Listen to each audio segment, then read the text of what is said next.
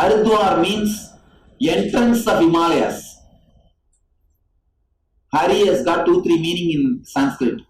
Vishnu is also called as Hari. See, one more thing. Krishna says in Gita beautifully, among the hills I am Himachala. I am the Himalayas. Because of that statement, Himalayas is slowly called as Hari. Dwar means entrance. Haridwar means entrance into Himalayas. Today only we entered. Actually, Rishikesh is nearby city is Haridwar. Next city is Rishikesh. Today only we have entered. Tomorrow we are going to go to Yamunotri, where Yamuna starts. Yamuna is the river of Bhakti. See, there are two important rivers of India which represents two different energies. Yamuna represents Bhakti energy. Ganga represents Jnana energy. Ganga is the energy of knowledge, Jnana. Yamuna is the energy of Bhakti. So, where the Yamuna starts, tomorrow we are going to go there. The base camp of Yamuna we will go and stay tomorrow. And tomorrow we will be having 2-3 sessions of meditation. You will be having a discourse on this Nityananda Upanishad. I request all of you to put any question on Guru-disciple relationship. You can write any question. Why? Who is Guru? Who is disciple? What for relationship? What the hell are we doing? What the heaven are we doing? We can't say hell. What the heaven are we doing? And why, what, when, where? All those questions. Any question. You can write and give it to Nitya Advaitananda. He will scan it and give it to me. Now he will give the whole thing, he will arrange it and give me. So you can write any question tonight itself on Guru-disciple relationship. Don't ask what is Raga Galam. Can I go to start some of my job in Raga Galam? Don't ask all these silly questions. Ask some useful questions on Guru-disciple relationship. Tomorrow we'll be having the discourse and meditations, because tomorrow purposely I told them to keep little free. Morning we'll have a beautiful journey. Tomorrow we are going to travel in, I think, one of the beautiful roads of Himalayas. The Rishikesh to Yamunotri is there. We will be traveling just along with rivers. Beautiful. Usually always all Himalayan roads are along with rivers. But Yamunotri route is wonderful. That's why this time purposely I added Yamunotri. Last time we did not add Yamunotri. I said no, Yamunotri is something wonderful. We should not miss it. We added. And one more thing, in Himalayas you should understand an important thing. Journey itself is joy. Don't think you will reach the goal and then you will enjoy. Don't expect like Tamil Nadu temples, huge temples. No. There will be small AC sheet roof. That only will be the called as temple. We will be traveling 200-300 kilometers in this hill to see that only. A small deity will be there. That Devata also after 3 months they will take away. They will take it and bring it to the Haridwar Rishikesh. Only this 3 months the temple will be open. It will not, you can't even call it as a temple, like a temporary structure. Gangotri and all it will be like a temple, but many places it will be temporary structure. It is not the goal. The very path is important. Very path is beautiful. That is why we are traveling in the Himalayas. Tomorrow this is what we are going to do. Day after tomorrow early morning we will start from the base camp to Yamunotri. About that tomorrow they will give you instructions. Nobody can imagine people will look so beautiful with Kavi. The whole group looks so nice with Kavi.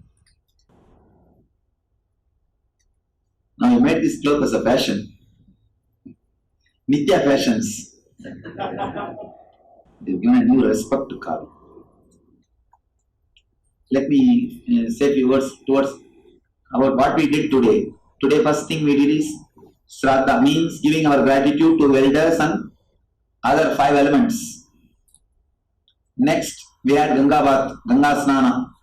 About Ganga I should say a few words. See, in the ancient time, The rishis wanted to give something to the planet Earth, solid, which will radiate energy forever. Forever it should radiate energy. They tried to create temples. That also, if somebody breaks, nothing can be done. The energy is destroyed. They tried to energize the Agni. If you see the Jwalamukhi temples, have you heard of Jwalamukhi temples? In North India, there is a Jwalamukhi temples. The fire will be there. They try to energize the fire. That also, if it is put off, the energy is disturbed. They tried all the other methods. Finally, only these three you can energize: water, fire, and ether, fire and earth. Other two you can't relate. These three only human beings can relate. So finally, they decided, let us energize a whole river, so that the energy will be available to the planet Earth forever.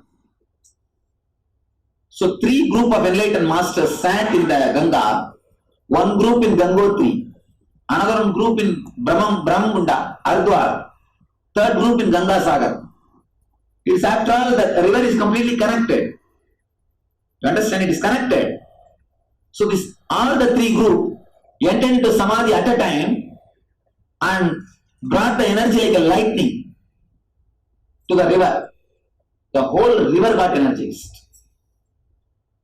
If you read that book, Messages from Water, then you will understand. There is a beautiful research done with water.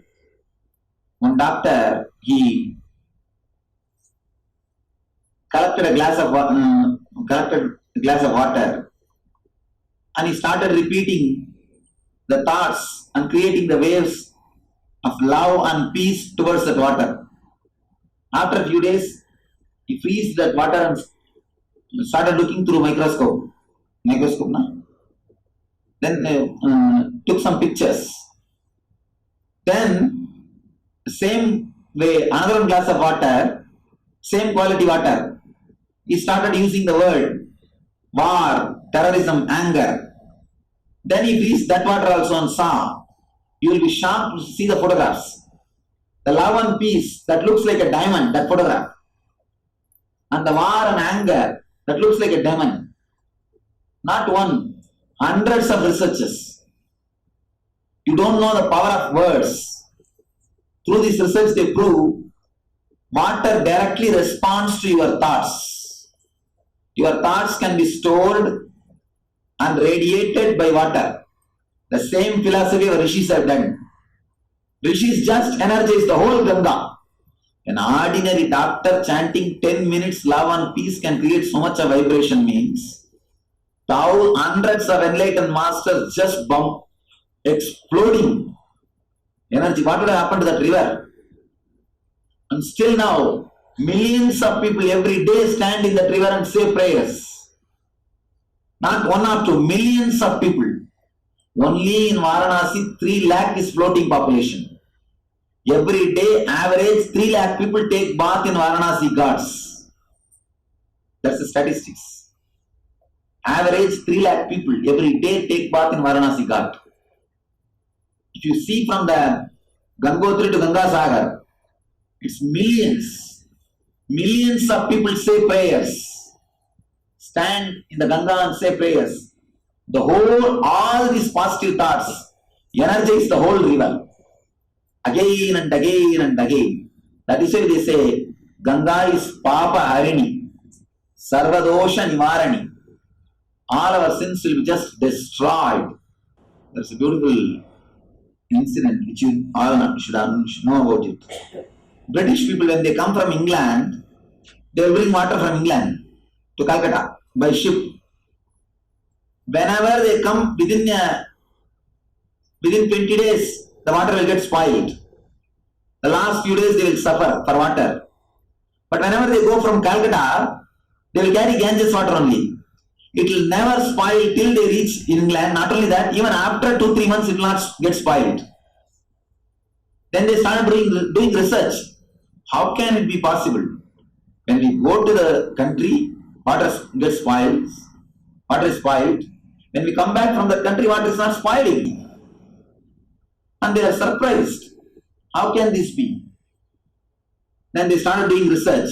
Finally they say, after the research, Ganga water has got a beautiful quality of purifying itself by itself.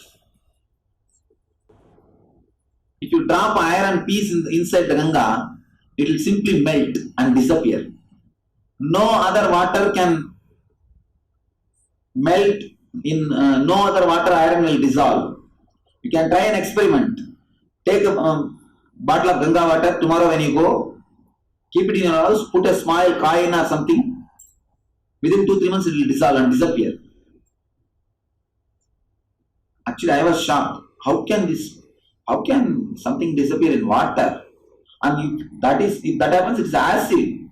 How can it be healthy for drinking? It is neither acid, good drinking water, such wonderful good drinking water, healthy drinking water, but dissolves anything. If the dead bodies are put in the Ganga, bones will just disappear. Bones will just dissolve. You will be surprised. No other water can dissolve the bones. In no other water, bones dissolve. In Ganga, totally it dissolves. Every day at least 2,000 to 3,000 dead bodies are thrown in Ganga. Throughout the Ganga, 2,000 to 3,000 dead bodies. The number which I am giving is without burning. The sadhus, once they die, their bodies will be directly put in the Ganga. For the sake of crocodiles and there's one more thing, Magara. They call it Magara. It is a vehicle of Ganga Devi, like a shark. It's an Indian shark. Huh? Alligator. Alright. Vehicle of Ganga. That's the vehicle of Ganga Devi, alligators. So for that, food for alligators. They directly put the body in the Ganga, and after burning, putting the ashes, that is millions, I don't know how many millions, because from all over India, anybody dies, one person will bring that ash within 13 days and put it in Ganga. I don't know how many millions of people ashes put in the Ganga. If you say body, full body, at least thousands every day. But still it retains its purity. To purify the river. So it has to be rejuvenated now. That's the reason masters enter. They say Tirthe Kurvandi Tirthina. To make the Tirtha as a Tirtha, they enter into Tirtha. You all had a Ganga Snan. Then what we did is, we did Abhishekam, Puja to Anandeshwara. Then we did Braja Homa. Braja means burning all the dirts, purifying ourselves. You did the Braja Homa. I chanted the Braja Homa mantras. You all offered the Ahudi in the Braja Homa mantra. Then you had the Yamyogavita, means the sacred thread. It is a protection. Understand? The sacred thread and Kavi is a protection for you. For these 15 days, all these natural elements, they know, oh, Nityananda Swami's guys. We should not play with them. Just to give them the signal. They are my guys. It's a protection for you. The sacred thread and the Kavi cloth. That sacred thread and Kavi cloth, please wear for next 15 days continuously. When we go back in the Haridwar, we will do a small puja and remove. At that time you can remove. Till then, please wear. Don't throw here and there. Even when you sleep, put on your pillow and sleep. But don't throw the Kavi. It's a big protection. And it's an energy. Usually nobody gives. Somehow I felt, let you all enjoy that experience of Kavi, because according to color therapy, there's a big system called color therapy. They say that every color has got a capacity of invoking particular mood inside you. If you see any house painted in red, what will you remember? Police station. Yeah? Immediately in India, police station will come to your memory.